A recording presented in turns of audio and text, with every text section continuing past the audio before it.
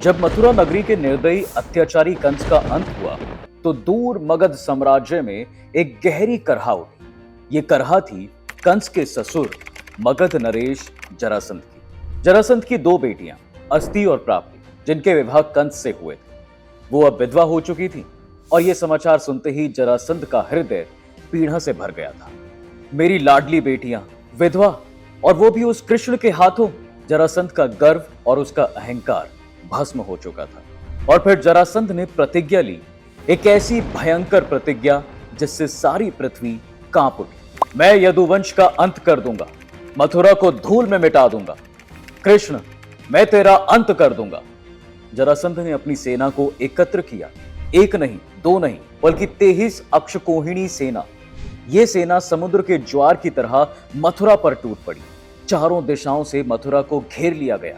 नगरवासी भय से कांप रहे थे। परंतु जब संकट में सब ओर से अंधकार हो, तब श्री कृष्ण प्रकाश बनकर अवतरित होते हैं। भगवान श्री कृष्ण ने नगरवासियों को आश्वासन दिया, डरो मत, जरासंध और उसकी सेनाएं मुझे जरा भी भय नहीं कर सकती। तभी आकाश गंगा में दो दिव्य रथ प्रकट हुए। एक पर सवार थे श्री कृष्ण के सारथी दारुक और दूसरे पर स्वयं बलराम जी, जिनके हाथों में था हल और मूसल। भगवान श्री कृष्ण और बलराम ने कवच धारण किया, धनुष बाण सजाए और अपने रथों पर सवार होकर नगर से निकले और शुरू हुआ महासंग्राम का प्रारंभ। 23 अक्षकोहिणी सेनाएं, चारों तरफ शूरवीर, हाथी, घोड़े, रथ, पैदल सैनिकों का समंदर उमड़ रहा था। मगर कृष्ण, वो तो मुस्कुरा रहे थे। उन्होंने 5 जने शंख फूंका और ध्वनि इतनी प्रचंड थी कि जरासंध की सेना की रेखाएं हिल गई।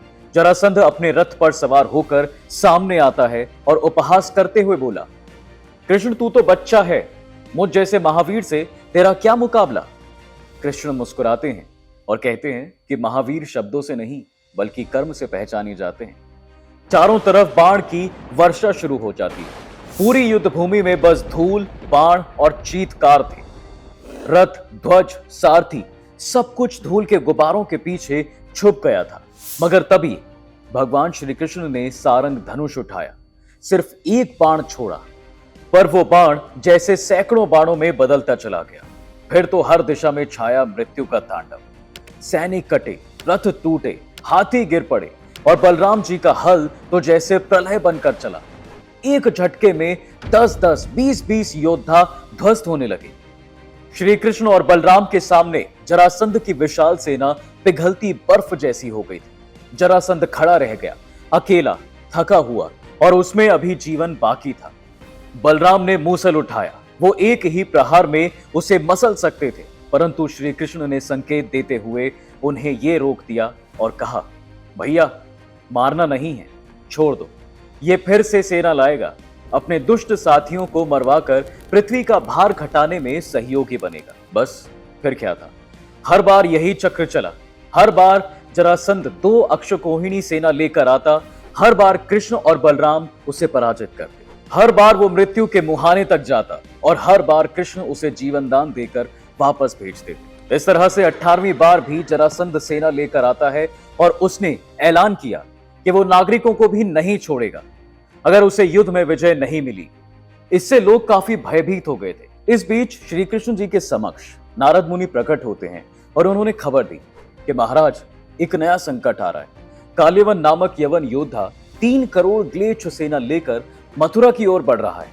अब समस्या दुगनी हो चुकी थी, एक और जरासंध की सेना, दूसरी ओर काल्यवन की। तब श्री कृष्ण ने तुरंत निर्णय लिया, मथुरा की रक्षा नहीं हो पाएगी, हमें एक नया किला चाहिए, एक ऐसी नगरी जो अजय हो। योगमाया से भगवान ने समुद्र के बीच एक नगरी रची, द्वारिका, जिसके बाद मथुरा के सभी नागरवासियों को वहां पर पहुंचा दिया गया। बलराम जी को रक्षा की जिम्मेदारी देकर वो स्वयं काल्यवन से मिलने निकल पड़े। काल्यवन ने जब श्री कृष्ण को अपनी ओर आते देखा तो ललकारा, आओ कृष्ण, आज तुम्हारी मृत्यु तुम्हें यहां पर खींच लाई है। कृष्ण मुस्कुराए और अचानक से भागने लगे। उन्हें देखकर काल्यवन भी उनके पीछे भागा। लेकिन ये क्या, श्री कृष्ण जैसे महान योद्धा रणभूमि छोड़कर भागने क्यों लगे? दरअसल वो युद्ध भूमि से भाग नहीं रहे थे, बल्कि ये थी उनकी रणनीति। असल में श्री कृष्ण उसे उस गुफा तक ले आए जहां इक्ष्वाकु नरेश मांधाता के पुत्र और दक्षिण कोसल के राजा मुचुकुंद गहरी नींद में सो रहे थे। दरअसल उन्होंने असुरों से युद्ध कर देवताओं को जीत दिलाई। लगातार कई दिनों तक युद्ध करने की वजह से वो बहुत थक गए थे। इसलिए भगवान इंद्र ने उनसे सोने का आग्रह किया और एक वरदान भी दिया कि अगर कोई भी उन्हें नींद से जगाएगा तो वो जलकर भस्म हो जाएगा। राजा मुचुकुंद को मिले वरदान की बात श्री कृष्ण को पता थी, इसलिए ही वो काल्यवन को वहां तक लेकर आ गए थे। और इसके बाद चली उन्होंने एक चाल जिसमें वो काफी माहिर थे। काल्यवन को भ्रमित करने के लिए उन्होंने अपना पीतांबर राजा मुचुकुंद के ऊपर डाल दिया, जिसे देखकर काल्यवन को लगा कि ये श्री कृष्ण है जो उससे डर कर छिपे हुए हैं। फिर जैसे ही उसने राजा मुचुकुंद को श्री कृष्ण समझकर लातें मारी, अगले ही पल वो जलकर भस्म हो गया। असल में ये श्री कृष्ण की एक लीला थी।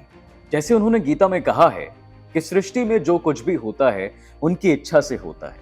मतलब साफ था कि राजा मुचुकुंद को मिला वरदान और काल्यवन के अंत की स्क्रिप्ट श्री कृष्ण भगवान ने पहले ही लिख दी थी। और इस तरह से जरासंध ने 17 हारें देखी और 18वीं बार भी कुछ नहीं कर सका। तो दोस्तों, ये थी श्री कृष्ण के रणछोड़ नाम के पीछे की कहानी। कैसे लगी आपको आज के वीडियो, हमें कमेंट करके जरूर बताइएगा। साथ ही हमारे चैनल द डिवाइन टेल्स को सब्सक्राइब करना बिल्कुल ना भूलें।